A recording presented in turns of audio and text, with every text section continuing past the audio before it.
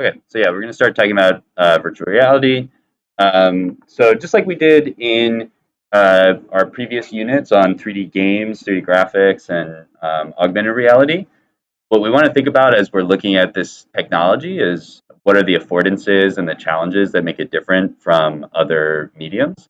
So VR gives us a lot of like cool things that we can use, like different types of interaction and uh, different types of immersive uh, imagery and sound and things like that. But there's also a lot of challenges in terms of the processing power and mechanics and things like that that we have to consider. So we're going to take a little bit of a look at what virtual reality means and how it's been used in the past, and then we'll look at some modern examples as well. So there's a couple historical precedents for this that use analog technology that are not fully digital, that are kind of interesting to consider. So long before we had this idea of virtual reality, people were trying to kind of create similar types of things. Um, the one early example of this is panoramic paintings. So when we think about VR, we think about a few different things. So we think about the sensing ability of VR, so it can sense movement, like the direction of your head, what you're looking at. We can also sense your position in space. We can sense what we have buttons and things like that. We have haptic sensors. So that's one component of VR. Another component is the stereoscopic display, which creates perspective. It creates the illusion of 3D. So we've had a lot of different versions of that. And then, of course, we have 3D environments. So we've been working with 3D environments already. That's another aspect of VR. So those are the kind of the main three things that go into making a virtual reality experience. Um, so one of those things is just this kind of idea of a panoramic view of something. So there's some analog precedent for that.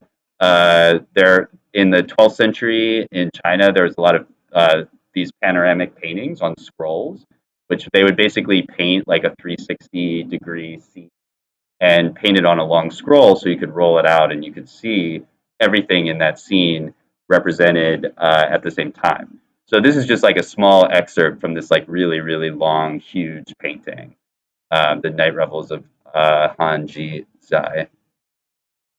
There's a similar version of this in Europe and in the United States much later in like the 19th century, where they would make giant paintings around a round building. So this is like a rotunda, and they would paint like scenes that go all the way around. So they were actually creating like this panoramic view in actual physical space. Like they would use, a round room to be able to look around and recreate that view. So it's kind of interesting to see there's often been this kind of interest in creating this sense of immersion or this sense of recreating reality on in a physical surface. So then stereoscopic images is kind of the next technological update that happens where we can create the perception of depth on a 2D surface. There's a couple of early versions of this. This is a stereoscope that was made in kind of like a sitting position, and it used mirrors of two images that were slightly offset from each other. So if you've ever been to a 3D movie, this is essentially the exact same technology.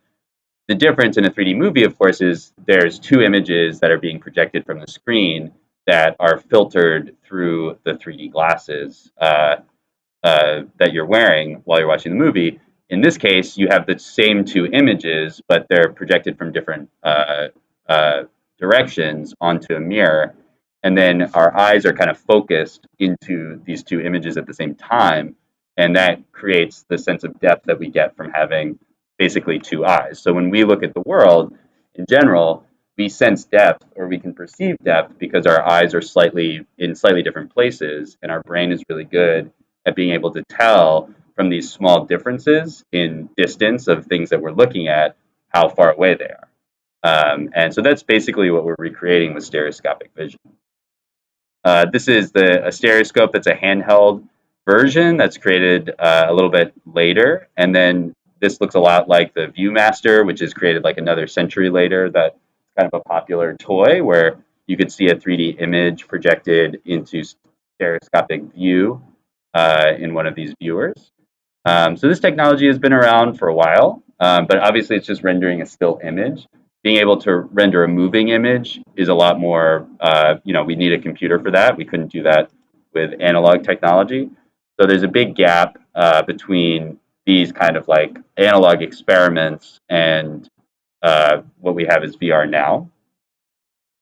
Another influence on VR and just kind of the idea of VR is, of course, like science fiction, which started representing VR in lots of different formats a long time ago.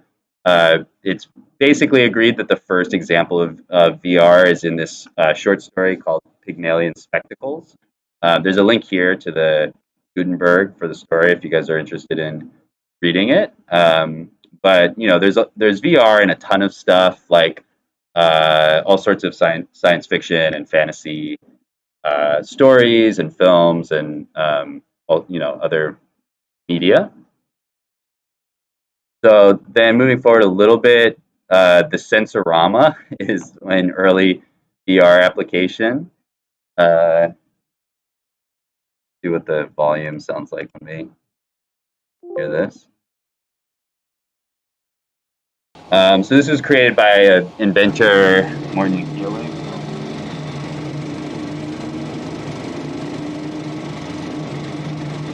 And this is like this racing thing that had like a fan in it, so it was like blowing wind at you, and it also had a scent generator. So it's creating smells, and then you could drive the system, and it would create. You were watching this like basically video.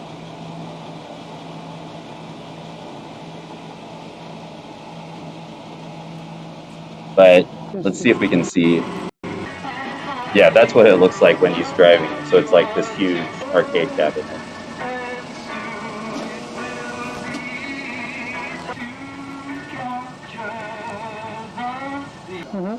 So that was an early experiment. It was never like commercially produced, but it was something that people are interested in trying. He also created probably the first like VR heads-up display, which is obviously what we have now, what most VR is using now.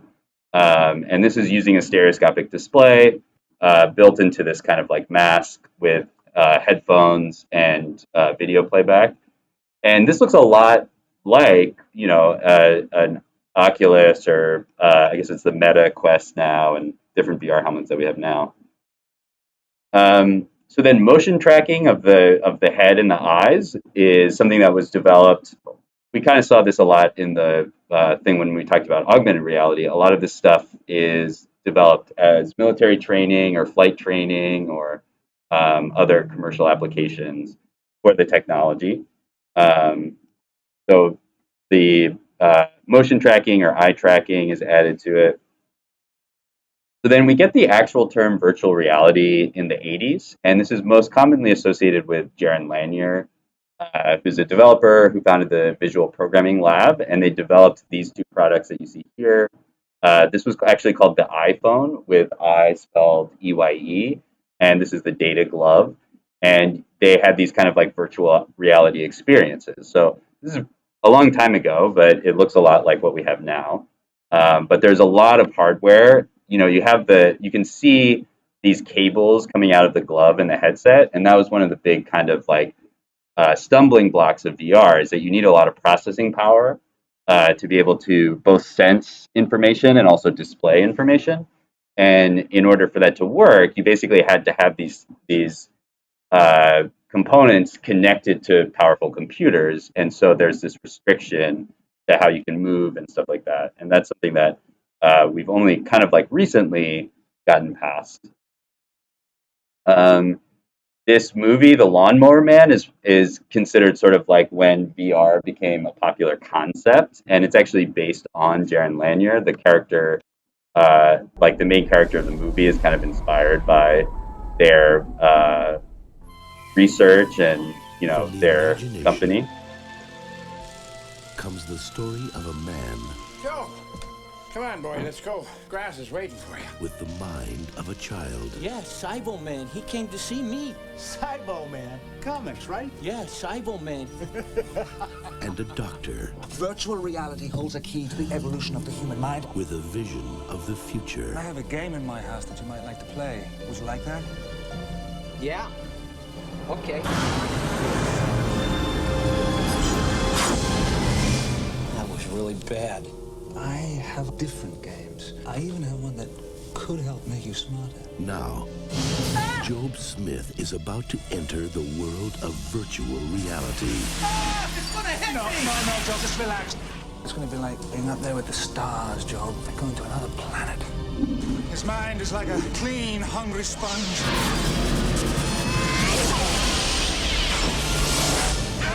I just graduated to the next level, Joe. You're not the lawnmower man. Well, you've certainly changed. I don't know how you did it, but I approve. I absorbed Latin yesterday in less than 2 hours. Joe, where are you?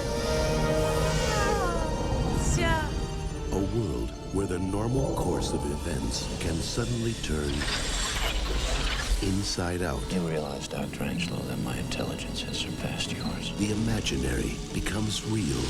Trying to get inside my head, Joe. You can't hide anything from me, Dr. Angelo. And reality We have no idea what he's gonna do. is all in your mind.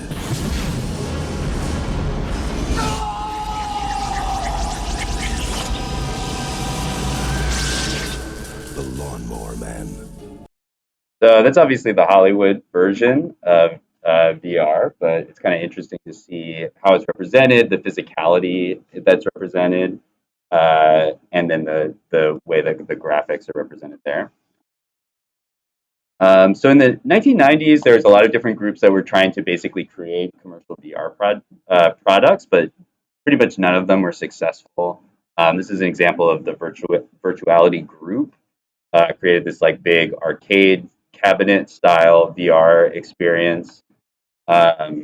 There's also the Sega VR1 and Nintendo Virtual Boy. So there's big console companies that were trying to get into this space, but these were all commercial failures for various reasons, whether it was sort of the cumbersome aspect of having these systems that were, plugged into other systems and kind of restricted your movement. And also the refresh rate was pretty low at the time. So that created a physical discomfort for a lot of these things. And then there was, very simplistic graphics in order to create to have like the low refresh rate at the time, the graphics had to be very simple. So people weren't as excited about them. So then we're jumping way ahead to where VR sort of becomes like something that a lot of people are trying out and familiar with. The Oculus Rift was kind of like the big first headset, and this is a Kickstarter campaign from 2012 by the developer Palmer Luckey. And there's very, very successful. So it kind of showed that there was this new interest in VR. This product is kind of the basis for what we have and what we're going to try out, which is the Oculus, which was eventually bought by Facebook. But this period of time, like between 2012 and the next few years, is when a lot of new VR products came out, and most of them didn't really fully, gain support.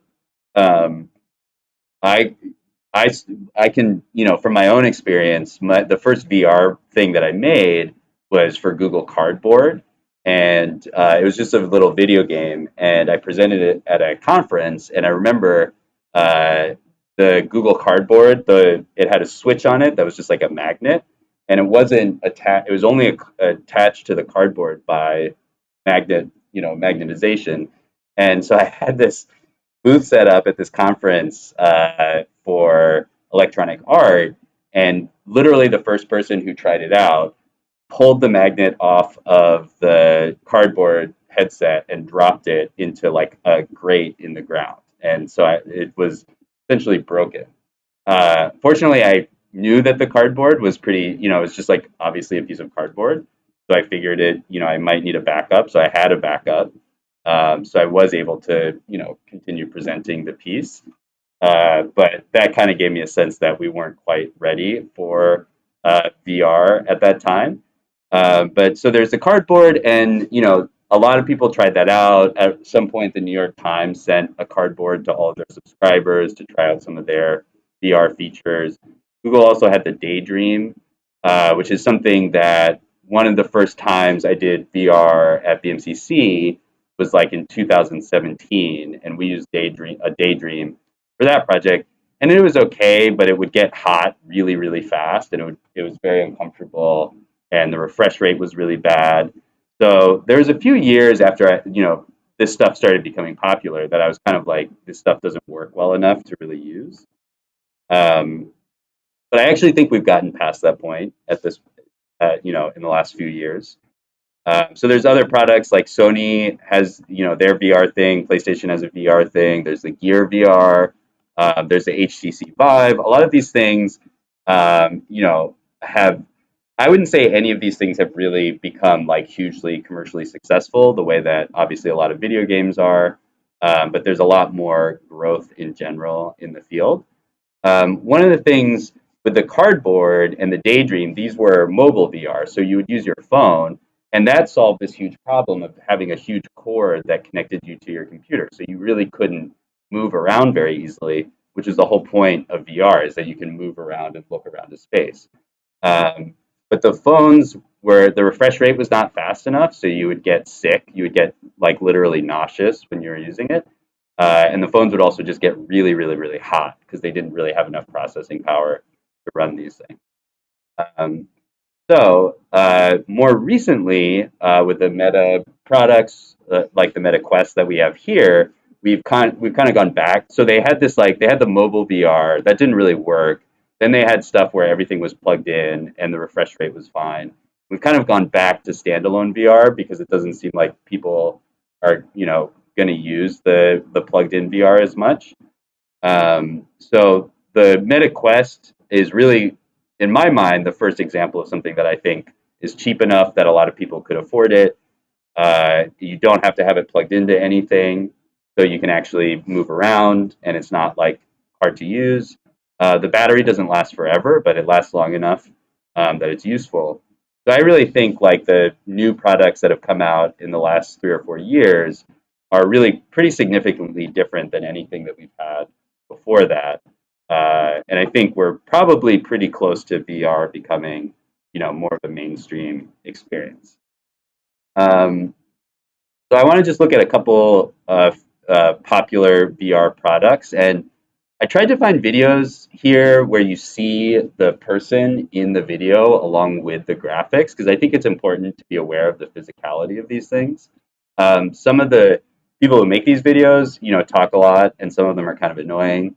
But I think it's good to kind of see, what they're doing instead of just seeing what they see on the screen. So I'll show a few of these. This is Beat Saber. You guys have probably seen this before. It's sort of like Guitar Hero, but it's in VR. And I would say this is probably the first. I think this is a pretty significant game in terms of VR adoption. I think, like, again, in my own experience, the first time I thought VR was like actually had a chance was at a different games conference where I was doing a 2D piece. I remember I was just sitting next to somebody who they were just literally, they brought a VR, set to the conference and were just letting people do whatever they wanted. So they had a bunch of games with the VR system, and people were literally online, like there was tons of people online just to play this game. And they were broadcasting it so you could see what they were playing. And I remember seeing the same people play the game for like 5 minutes and then just immediately go to the back of the line to play it again for like the entire weekend. So I was like, okay, maybe VR is really going to take off. I've actually never played this game, but seems like people have a lot of fun. For a while, it really was actually quite hard to play VR games. There's a place in Manhattan called VR World where it's like an amusement park for VR. Basically, you can pay, I don't know, like $50 and play whatever VR console you want for an hour. but there's a line for every one of them because they're so. At least the last time that I went, which was probably actually kind of definitely before the pandemic, so kind of a while ago, but I got to try a lot of VR stuff that I had never experienced there. But again, the line for the popular ones is like. Anyway, that's Beat Saber. You can look at more of these. Super Hot was another big one. I'm This Blitz. was a Welcome to a game called Super Hot VR. We're changing things up a little bit. so yeah, you can see the streamer up there in the right corner, so you can kind of see what he's doing. This was like a popular indie game. I don't know if you guys played this game, but it had a really cool mechanic, which was essentially that you controlled time. So if you moved, you also advanced time. So it was a cool mechanic, and then they turned it into a VR experience, and that it made a lot of sense for VR because it has very simple graphics. One of the things you'll see with these VR things is you're not going to see, the high end, like really high end graphics because the VR systems just won't run it fast enough because you're not just running what you see on the screen, you're running two copies of it, right? Because it's two different ones for both of your eyes.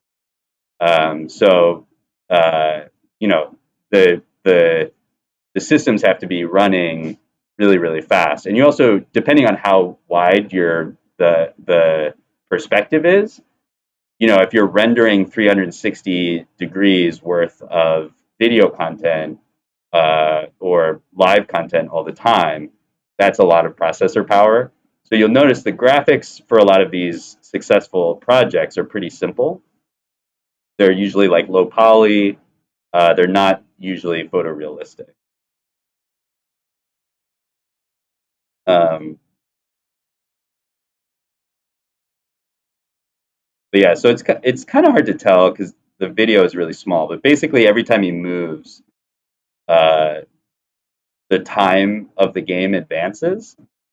So it's kind of a cool mechanic because you have to like think about your movements. So it makes a lot of sense for VR, and you have to be very economical in your movement. So I did try that game once. It's pretty fun. Uh, Here's another one, Moss VR. This is a cool one because it's just a platformer, Go. but it's designed to work in VR. You can see the guy is just sitting for this one, but he's on a chair and he's spinning around. And so you're actually watching this like mouse character and controlling the mouse character, but you're still in this environment. So it's kind of a cool version of, for example, of VR. Home. Sounds What she might find if she went just a little farther. How cute is she? And this is a more recent game. You can see there is actually a lot more detail. It's still low poly in terms of the 3D modeling, but there's a lot more detail in the textures. There's more detail in the animations. There's more lighting stuff going on here. You can see it's a little more advanced than the other ones that we just saw. It's okay. Don't be scared. Wow, the animations are... Well...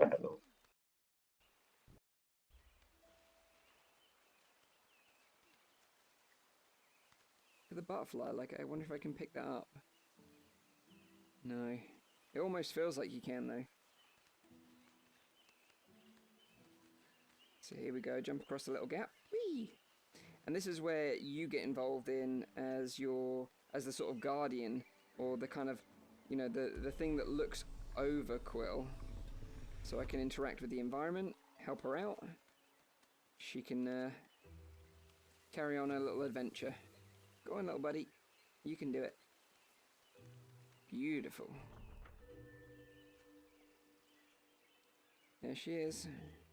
So the 3D world is all in front of him, so he doesn't have to turn around all the way. So cool. But it's still using his position and orientation to change his perspective on the environment. Night, her uncle offered. So let's do a few more. So this is one of my favorites, Job Simulator. We still had one left. That was. Oh, ew! Oh, no, I didn't mean to eat it. That's disgusting. I mean, it was delicious. So let's skip ahead a little bit. To quit YouTube to pursue a new. So this is like you just work at a convenience store and there's all this stuff you can do, but you're pretty much just like sitting behind this cash register.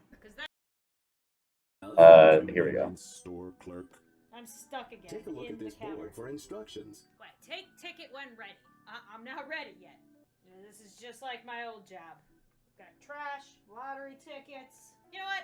I don't need to. So yeah, you can see again, it's like low poly design. There's not a lot of stuff going on in terms of lighting or texture detail. So that helps in terms of making things run. Garbage is. There's a freezer. Oh, I see it. Yeah! Employee of the month. And then you can see this emphasis on the physicality of the game. So that's one of the affordances is we can actually track your movement. And so we have this, we can make it more immersive because we can create these like physical interactions. Hit the button. How? Flick it. How do I do it? Did it? I punched it. I had to punch it. Oh, this is for zooming or turning. Okay, so this gotta. Okay, there we go. There we go. Okay, take ticket when ready. Got it. I'm a pro. Alrighty, let's get to business. Here's your first customer. Oh, I missed the. Oh no, I made it. I'm the best. Oh my god. Okay. Oh. Good afternoon, human. I would like to purchase these. Chips. Chips. Sure. Triangles. This is a great brand. Ranch flavored triangles. Would you like these chips? Yeah, so there's actually a story to this game. It takes a while before you get there, but it's not just completely doing sword tasks. I don't know if it's in this video, actually. This one's kind of short. But if you watch a full playthrough, it's like a 2-hour thing, and there's like an actual story that comes out of it. Yeah, I don't think you see it in here. Like this? So good from that hot dog. I just ate off the. So that one's really fun. Another one that was really popular is just Tilt Brush. We have, I think Tilt Brush costs money, but there's an app where you can basically do the same thing that you can download. I forget the name of it, but it should be on the Quest headsets that we have, so you guys can try it out if you want. But it's really just a painting and design app, but it's really, really popular because you can paint and design stuff in 3D. And we have something, we don't have Tilt Brush, but we have a version, we have something very similar. So that's something I definitely recommend trying, just to get a sense of like, building something in a 3D space is kind of fun.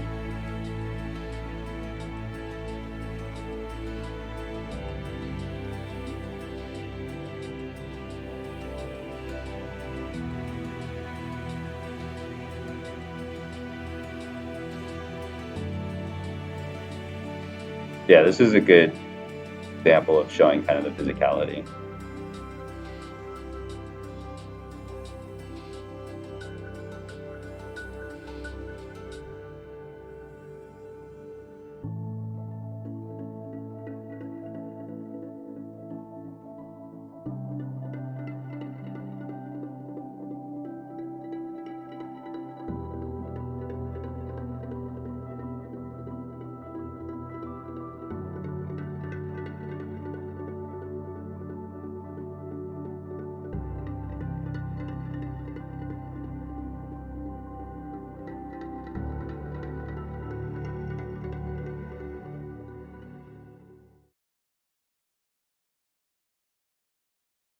So this is like more of a film, not really a game.